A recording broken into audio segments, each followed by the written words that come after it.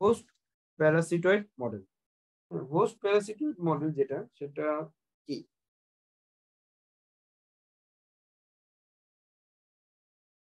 H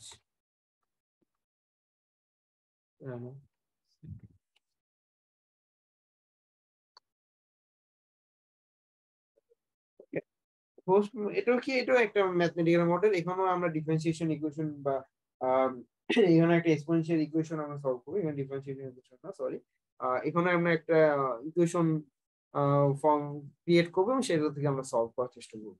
তো এটা কি, যে এটা যে একটা ম্যাথমেটিক্যাল মডেল যেটা একটা হোস্ট এবং একটা প্যারাসিটয়েডস এর মধ্যে যে ইন্টারেকশনটা আছে সেই ইন্টারেকশনটাকে ব্যাখ্যা করে। হ্যাঁ, এমন মানে হোস্ট বাড়লে প্যারাসিটের কি অবস্থা হবে, হোস্টের ডেন্সিটি বাড়লে কি হবে, বা প্যারাসিটের কখন গ্রোথটা হবে, কখন গ্রোথ হবে না, এই অ্যানালিসিসটা আমরা হোস্ট প্যারাসিটয়েডস মডেল থেকে পেতে পারি। তো এই জিনিসটা কোথায় ইউজ করা হয়?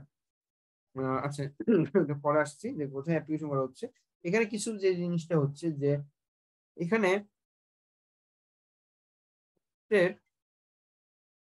গ্রোথ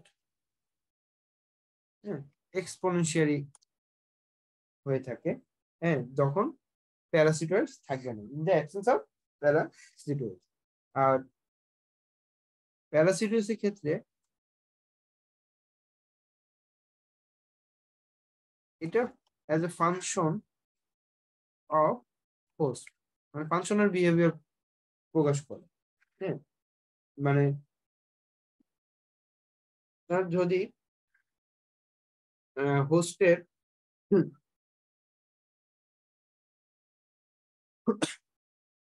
হোস্টের ডেন্সিটি,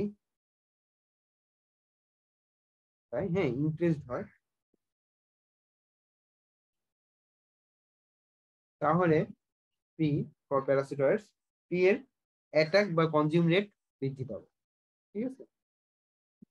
এছাড়া আবার মানে যখন মানে আমরা কে ভ্যালুতে পৌঁছে যাব, বা কি বলে সেটা হচ্ছে যে আপনার ম্যাক্সিমাম ক্যাপাসিটিতে পৌঁছে যাব, তখন আবার পি অনেকটা স্টেডি স্টেট অবস্থায় পৌঁছে যাবে।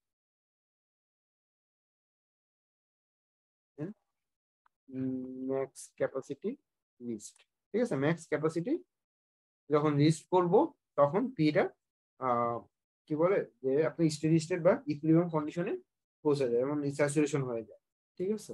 তো এই যে এদের মধ্যে সম্পর্ক আছে, এই সম্পর্ককে করা হচ্ছে কি, যে দুটো সূত্র দিয়ে প্রকাশ করা হয়। হ্যাঁ, দুটোর ফর্মুলা দিয়ে প্রকাশ করা যায়। ফর্মুলাটা কি?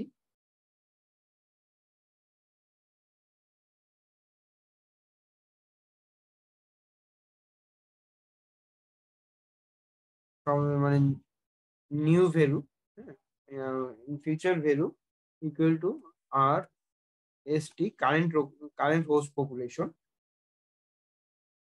এক্সপোনেনশিয়াল। ঠিক আছে। আর প্যারাসিটয়েডের ক্ষেত্রে কি?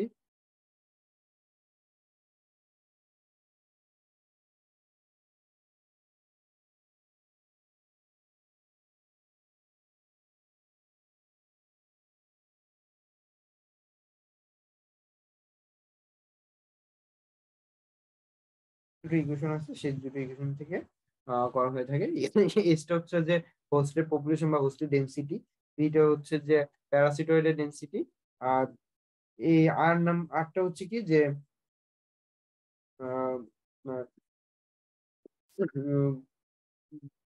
হোস্ট কতটুকু মানে ইনক্রিজ হচ্ছে, হোস্টের গ্রোথ রেট। আর ইটা হচ্ছে প্যারাসিটয়েডের গ্রোথ রেট, বা প্যারাসিটয়েড কতগুলো কি হারে বাড়তেছে। আর হচ্ছে আলফা হচ্ছে একটা প্রপোর্শনালিটি কনস্ট্যান্ট। ঠিক আছে। তো এই যে আমরা ইয়াটা আছে, আমরা এই সূত্রটা আছে, এই সূত্রটা যদি আমরা ইউজ করি আমাদের কোডে, আমরা তখন আমরা আমাদের ডিজায়ার্ড কার্ভটা পেতে পারি। তো এখানে যে কোডটা আছে দেখুন, কোডটা কি বলা হচ্ছে, এই ভ্যালুগুলা জাস্ট দেওয়া হচ্ছে। এখানে দেখেন এন জেন, হ্যাঁ, নাম্বার অফ জেনারেশন 25। এই নাম্বার অফ জেনারেশন বলতে কি বোঝাচ্ছে? হ্যাঁ, আমরা এই যে মিউটেন্ট হচ্ছিল যে কোভিড-19 এ, মিউটেন্ট 1, মিউটেন্ট 2, মিউটেন্ট 3, এটা হচ্ছে নাম্বার অফ জেনারেশন বোঝাচ্ছে যে আপনার কতগুলো জেনারেশন পরে এটা শেষ হয়ে যাবে। হ্যাঁ, এটা নেক্সট আর জেনারেশন আসবে না। সাপোজ ধরেন 0 থেকে 50, হ্যাঁ, ইয়ার, হ্যাঁ, এই 50 বছরের মধ্যে প্রতি 5 বছর পর পর একটা 10 বছর, 5 বছর পর পর, 5 বছর পর পর একটা করে নিউ জেনারেশন আসে। হ্যাঁ, জেনারেশন 5 ইয়ার আফটার। তাহলে 0 থেকে 50 এর টোটাল কত জেনারেশন আসবে? 50/5 = 10 হ্যাঁ, এই যে এটাকে হচ্ছে জেনারেশনের মানে নাম্বার অফ জেনারেশনটা ধরা হচ্ছে। এবং এই টোটাল যতগুলো জেনারেশন আসবে সেটাই আমার টাইম পিরিয়ড। হ্যাঁ, এই টাইম সমান 1 থেকে n জেন। এরপরে এখানে দেখেন এইচ এবং পি দুইটা অ্যারে, এবং এই অ্যারে গুলোতে কি হচ্ছে, অ্যারে গুলোতে এই অ্যারোতে আমরা হোস্টের যে ইয়াটা আছে, হোস্টের যে পপুলেশন আছে সেই সাইজটাকে আমরা স্টোর করে রাখতেছি, এবং প্যারাসিটয়েডের সাইজটাকে স্টোর করে রাখতেছি over the P tea time. হ্যাঁ, টি টাইমে আমাদের টাইম পিরিয়ডে হোস্ট এবং প্যারাসিটয়েডের যে সাইজ আছে পপুলেশনের,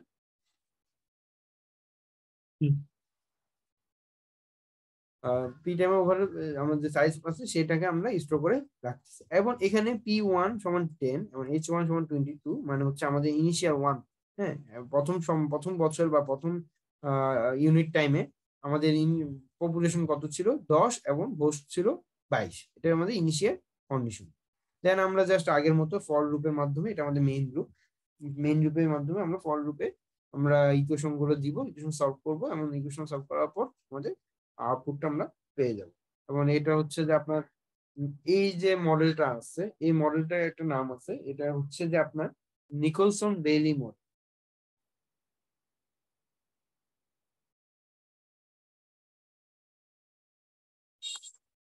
বেইলি, এই নিকলসন বেইলি মডেলের মাধ্যমে আমরা ওভারে set of number of generation, মানে আমরা নাম্বার একটা নির্দিষ্ট জেনারেশনে হোস্ট এবং প্যারাসিটয়েডের মধ্যে যে ইন্টারেকশন বা বিহেভিয়ারাল রিলেশন আছে সেটা আমরা জানতে পারবো। তো এই যে এটা হচ্ছে নিকলসন বেইলি মডেল। তো আমরা এটাকে যদি রাউন্ড করি, এখানে খেয়াল করেন, ঠিক আছে, এটা হচ্ছে আমাদের কার এটা হচ্ছে হোস্ট আর এটা হচ্ছে প্যারাসিটয়েড। এখানে খেয়াল করবেন যে হোস্টের ইনক্রিজের সাথে সাথে প্যারাসিটয়েডের ইনক্রিজ এবং ইয়া ডিক্রিজ হচ্ছে, মানে প্যারাসিটয়েড সবসময় হোস্টকে ফলো করতেছে, হোস্টের ফাংশনটাকে ফলো করে অগ্রসর হচ্ছে। তো আমরা এইভাবে যে মডেলগুলো তৈরি করতে পারি, এবং আমাদের যে বিভিন্ন অ্যানালাইসিস আছে সেই অ্যানালাইসিস গুলো করতে পারবো। এরপরে আসুন যে নেক্সট টপিক। আচ্ছা, এখানে যেটা হচ্ছে যে আমরা তাহলে এই যে নিকলসন বেরি মডেল বা হোস্ট প্যারাসিটয়েড মডেলের মাধ্যমে আসলে কি জানতে পারছি, হ্যাঁ, যে হোস্টের উপর প্যারাসিটয়েডের ইফেক্ট কি সেটা জানতে পারছি। আবার আমাদের যে হোস্ট হচ্ছে কি, যে মানে একটা সময় রেজিস্ট্যান্স করবে, হ্যাঁ, যে তার মধ্যে যে প্যারাসিটয়েড গুলো আছে পরজীবী, সেগুলো হচ্ছে সেগুলোর বিরুদ্ধে রেজিস্ট হয়ে যাবে, সেটাও আমরা অ্যানালাইসিস করতে পারবো। এছাড়া যে স্টেবিলিটি চলে আসে একটা সময়, নির্দিষ্ট সময়, এই যে 25টা জেনারেশন কমপ্লিট হওয়ার পর এখানে খেয়াল করেন স্টেবিলিটি চলে আসছে, ঠিক আছে, আমরা জানতে পারবো যে ইন্টারেকশন ওভার দ্য টাইম। এবং এর এর মাধ্যমে যে তাদের বায়োলজিক্যাল বিহেভিয়ার আছে সেই মাধ্যমে আমরা আসলে বিভিন্ন ধরনের রিমেডি করতে পারবো, মানে আমরা প্যারাসিটয়েড থেকে মুক্ত হওয়ার বা কোনো পেস্ট কন্ট্রোল করার কোনো ওয়ে আছে কিনা সেটা আমরা অ্যানালাইসিস করতে পারি। তো এটা হচ্ছে আমাদের নিকোলস মেরি মডেল। এরপর নেক্সট টপিকটা হচ্ছে এপিডেমিক মডেল। হ্যাঁ, এপিডেমিক মডেল যেটা বা প্যান্ডেমিক মডেল আমরা যেটা বলি, এপিডেমিক মডেলটা কি? এটা হচ্ছে একটা ম্যাথমেটিক্যাল মডেল